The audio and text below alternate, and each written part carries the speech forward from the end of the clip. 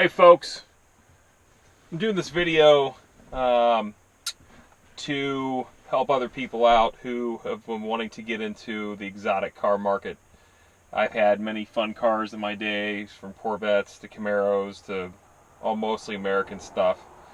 But I decided about 6 months ago to sell my Corvette that I had for about 12 years, and I drove the wheels off that thing, and I loved it. Either to get a new Corvette or get something even cooler that you don't see every day. And I kind of wanted to dibble into the exotic car market, but I had to do a lot of research on it. And I actually had been doing a lot of research on different Ferraris and Lamborghinis over the last couple of years. And, you know, one of the reasons I went with the car I did is because I think it's a good investment, and it is a something that I don't think will lose money in the end. So I went with a Ferrari 360. Just a standard Modena coupe. I bought a 1999, had 20,400 miles on it, and I bought it in Chicago, and I actually drove it home from Chicago, which was a fun experience. And I didn't get any of that documented, but it was definitely cool. I got to drive my Ferrari down Lakeshore Drive, kind of like Ferris Bueller did in his Ferrari, so it was kind of a cool thing. But I've owned the car for almost 6 months now. And I've had a lot of fun with it. I'm going to take a little drive tonight and kind of describe to you guys kind of what made me buy the Ferrari over a new Corvette, and just kind of the things I've had to do with it since I've owned it in the 6 months, and things you might be able to expect if you're thinking about getting into this type of market as well. So here we go. It's a beautiful evening here in Ohio. I'm going to take you on a little drive and tell you little things about this car. Like I said, this is a 99 Ferrari Modena. It is a fun car. It does get a lot of attention, as most exotics do. The Ferrari 360, the reason I went with the 360 is because it, honestly, for the money into an entry exotic, into the exotic car market, is probably the best bang for the buck. Ferrari 360s are pretty much bottomed out to anywhere between $60,000 to $100,000, depending upon the car you get, the year, the mileage, and also service history. Carfax, obviously, the obvious that makes the car worth more. Some cars are worth more than others. This is the first year of the Modena. It did have a couple things, in the 1999 year that you had to look for. There's some pulley upgrades and some stuff that were upgraded on this car that if you're going to get the earlier model 360, you want to look for. There's several good forms about it. But this car, I went with the Ferrari 360 because most of them, you won't be able to touch a 360 under $60,000, and that's a pretty shoddy car with kind of shoddy service history and maybe a little moderate to high miles, 30,000 plus miles and higher. This car had 20,400 miles on it, and it just had a brand new clutch installed from the place I bought it from. They actually had a dealer install it, and they actually took the hit on that. I did not have to pay for that, but that bill from Lake Forest Ferrari in Chicago was $8,400 for a new clutch, and that was put in November. So that was kind of a nice perk. I did not have to pay for a clutch. Make a long story short, that was one of the reasons I bought it. Plus, I had all the service history of this car since the day it was bought. I was able to get that through Carfax, kind of get where the service of the car was done. The original owner owned it from 1999 to 2012, and I was able to get all that from the Ferrari dealer he maintained the car at. So with those things, I ended up deciding to get the 360, and the other car that I was in the market for was maybe a brand new C7 Corvette. The problem is with the Corvettes, and I've owned them before, is you buy a new Corvette for $65,000 to $70,000, and in 5 years it's worth $35,000 or less. Most of the time it's worth in the 20s. The Corvettes depreciate so hard. For the same amount of money, I can buy a used Ferrari, low miles, good service history, and in 5 years it's worth $20,000. So the thing with the 360 is that in the long term it's going to be a better investment, and I think that it will ultimately be a fun thing for me to enjoy and get my money back out of it when it's time to sell it.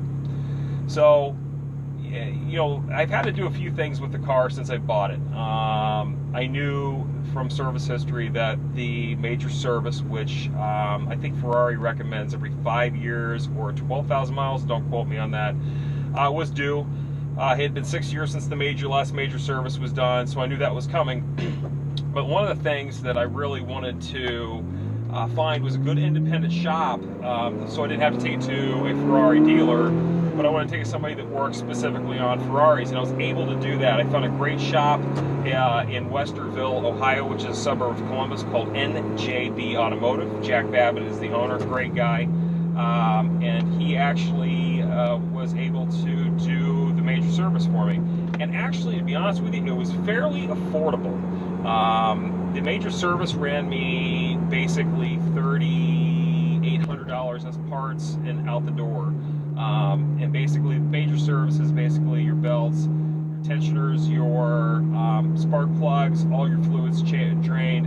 And then since I had a new clutch put in this thing when I bought it, the dealer did not set the PIS real well, which is basically your shift points. This is an F1 model, so it's got the hydraulic clutch in it.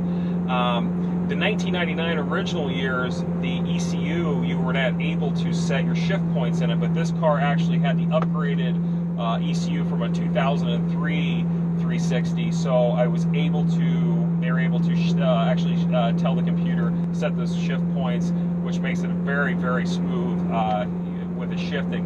When I actually set the car up to Jack, he actually asked me, he says, "You know why your car's shifting so rough?" And I had nothing to compare it to. So after he actually did the major service, and you know, he actually reset my the PIS in this car, and it's like a whole different driving experience.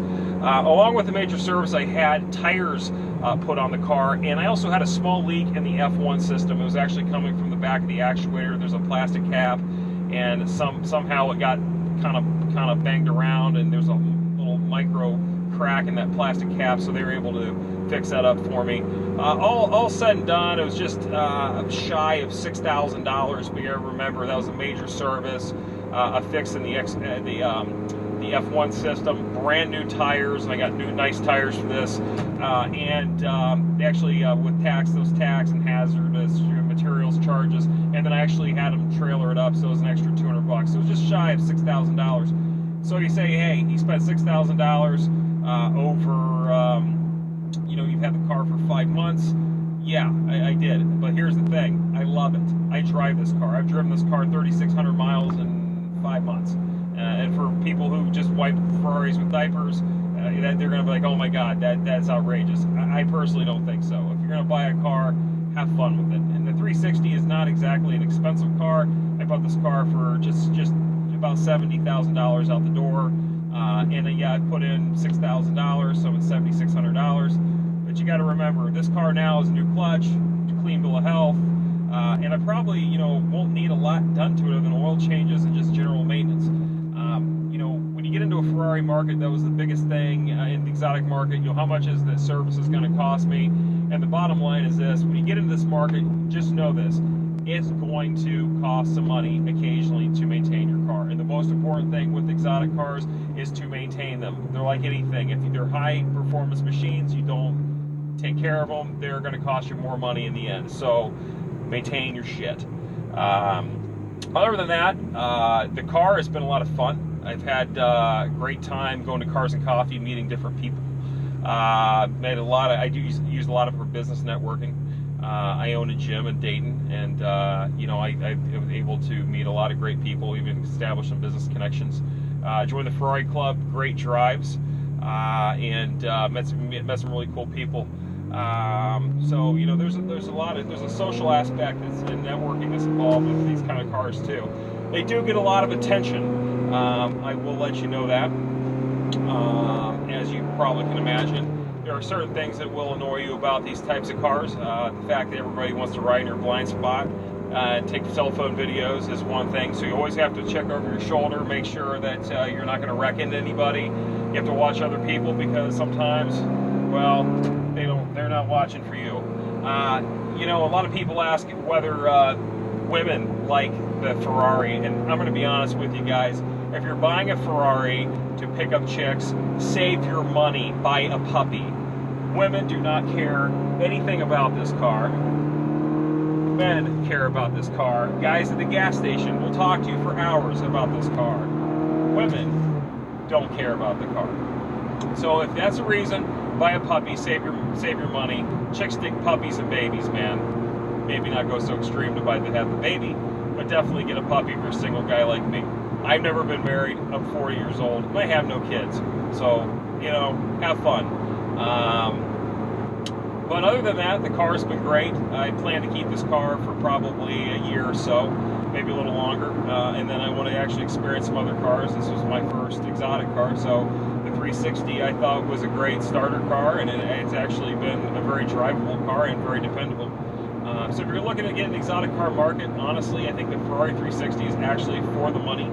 It's probably the best bang for your buck, honestly. But make sure you get a good car. So check service history, Carfax, you know, your clutch wear, have a pre-purchase inspection done, and then try to find yourself a good independent shop. There are many around.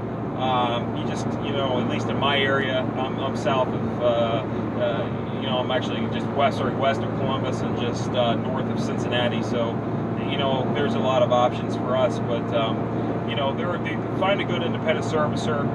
One thing you want to make sure when you find a servicer, make sure that they have the SD2 Ferrari computer, because, you know, a lot of people can do the mechanicals on this car, but to check, you know, engine faults, that kind of stuff that's specific to Ferrari, and also to tune it, like the PIS that Jack sent for me, the shift points, you need an SD2. If you don't have that, it's kind of hard to get your car where it needs to be. So look out for that. You know, feel free to send me a message. You know, I've done a lot of research on this particular car. I'm going to enjoy it for a while and then you know, sell it off.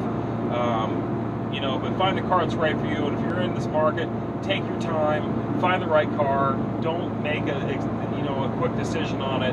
There are a lot of 360s, a lot of good Ferraris out there. And, you know, find the Ferrari's right for you, whether it's not a 360. Another point on the 360 is it doesn't need the engine out service like the 355 and older Ferrari. So it's more modern looking, and you know, the maintenance is a lot less than the 355 or older.